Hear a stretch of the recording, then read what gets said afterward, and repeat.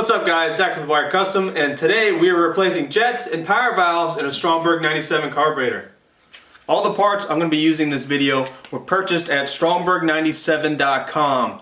Check out their website. You can see they got a bunch of distributors around the world. Really good quality products. If you're working on a Stromberg 97, you might as well just get your parts from Stromberg 97, right? That makes sense. So check them out. I'll put the link right here in the video. I'll also put it in the description. Click on it after this video and you can see what awesome products that they sell. Okay, so what we have here is an old time speed intake and two Stromberg 97 carburetors. I believe both of them are repops, which is fine in this application. That's not a big deal. A lot of people are actually making quality stuff nowadays. This intake is super quality.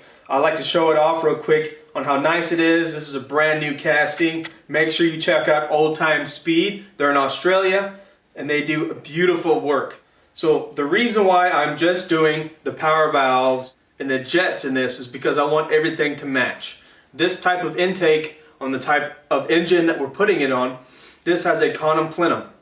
That means there is no primary and there's no secondary carburetors. They work together. So the carburetors have to be even. They have to be the same venturi size. So if you're doing 94s, make sure you get the same venturi size. We're going to run the same jets because we're not running progressive linkage or anything like that. We're running straight linkage. So everything needs to match. So the front of the motor isn't more rich than the back of the motor. Cylinders on which banks and all that kind of stuff. So the motor's going to run and be controlled evenly throughout since it's going to be matching. A lot of people didn't know that there actually is power valves on 97s. You'll see an up-close version of what it looks like. The power valve on a 97, you kind of need a special tool to get it out. They sell a special tool, but I just made mine at home. You could do the same. I actually have a video of showing you how to rebuild the whole Stromberg 97 carburetor. Make sure you check that out. There is a couple special tools that you actually need to buy to get this thing all the way apart. I'm going to pull this off the intake and we'll start in on these. Okay, so this is going to be very simple to get to the power valve. The top needs to come off. So we need to disconnect the accelerator pump linkage.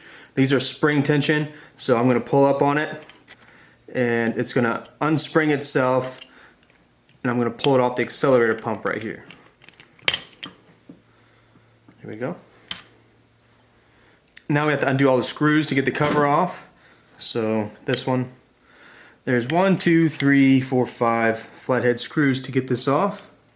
Alright, so now to separate the bottom from the top, I'm going to unscrew this little choke lever here. There's a detent underneath it, so if you're not careful you can shoot this detent out from across the room. This is the detent in here. I don't know how well you can see on the camera, but pay attention to that. And I'm going to hold it down as I unscrew this so I don't shoot that detent. And take a mental note of what the spring looks like on this bracket. Now I'm going to be careful not to shoot that detent out.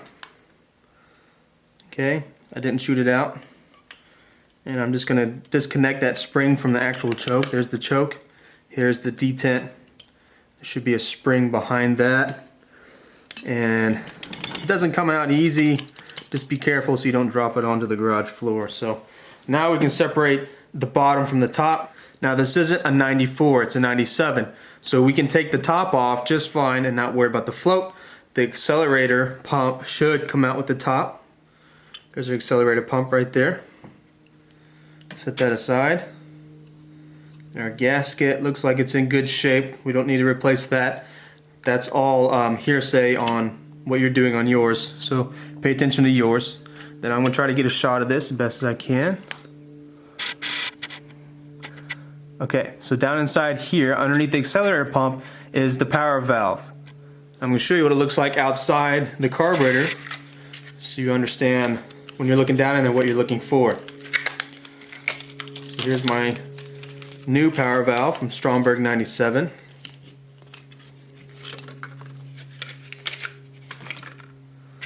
And I'm going to put my hand up so that it focuses. And this is what the power valve looks like. So here's where you need to make your special tool with the chromy screwdriver that you have. So I'm going to try to hold this in a way that my camera stays focused.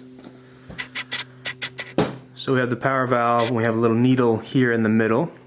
And all I did was take a screwdriver and just cut it in the middle so it doesn't smash that needle and break it when we go to unscrew, has enough clearance for that needle to step up inside that step. So that's what you need to make. Or buy it, however you like. So now I'm going to take that power valve out. And I'll make sure I line it up with that needle first before I apply any pressure. We're going to unscrew it, put this upside down. It should fall out into my hand. Great. There it is right there. Simple replace. New power valve. And just be careful about sitting it down inside. What I like to do is tip the carburetor back and try to slide it in with the screwdriver, because I don't want to lose that gasket. Of course you can fish it out, but I just want to make sure everything seats correctly. Now this is a big screwdriver I had to cut because it was wide enough to fit on both sides of the power valve, but we don't want to crank it down. So once I get it just a tad bit snug, that's good to go. And we can put this one back together because we are not going to get to the jets from here. We're going to get to the jets from the bottom. So I'm going to go ahead and reassemble the top. Being careful of my power valve if you're going to reuse it. I don't want to fold over or do anything nasty as I put it back together. So I'm just watching the power valve as I put it in there. Make sure it slides down in there nice. I'm going to go ahead and get my screws started. Now we hook the choke linkage back up. Put my D10 in here. I'm going to make sure it has spring tension. Now you can see the D10 goes in this hole. Not all of those have that. I'm going to hook up my spring linkage.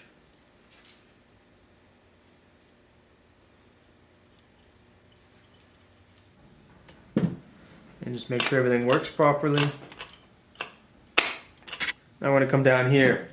Now when these have been on for a while, this is actually a pretty nice carburetor, has been running for very long. When these have been on for a while, you might have to get a little heat gun. I have a little electric heat gun that I heat these up with. You can see it in some of my previous videos. It doesn't get the aluminum real hot. It's not going to hurt anything. It's just going to break the little corrosion on the inside. Make sure you get the biggest screwdriver you can possibly fit on these. It's easy to strip these off when they're stuck. Now here is our jets. This is going to need a special tool to properly get this out. Here's the tool I got from Stromberg97.com, and it is like a weird square oval. There we go. Now you can see the shape. Okay, and that's the exact shape of the jets to get the jets out. So you will need this tool if you want to do it properly without tearing anything up. So I'm going to take this off with my big screwdriver, the jet well plugs.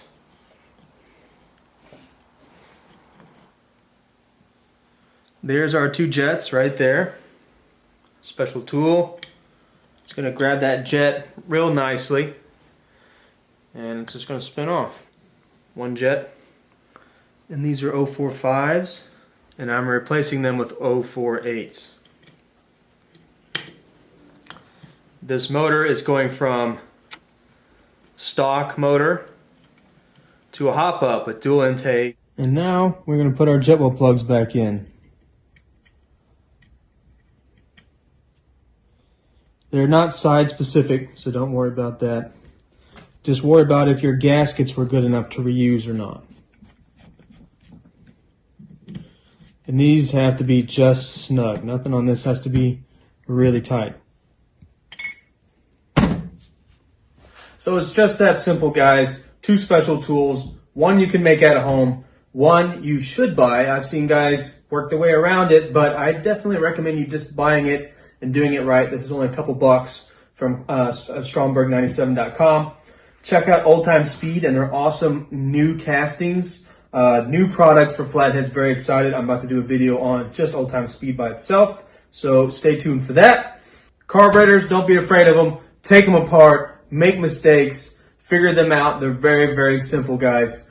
So stop watching YouTube. Get out in the garage and get your shit together.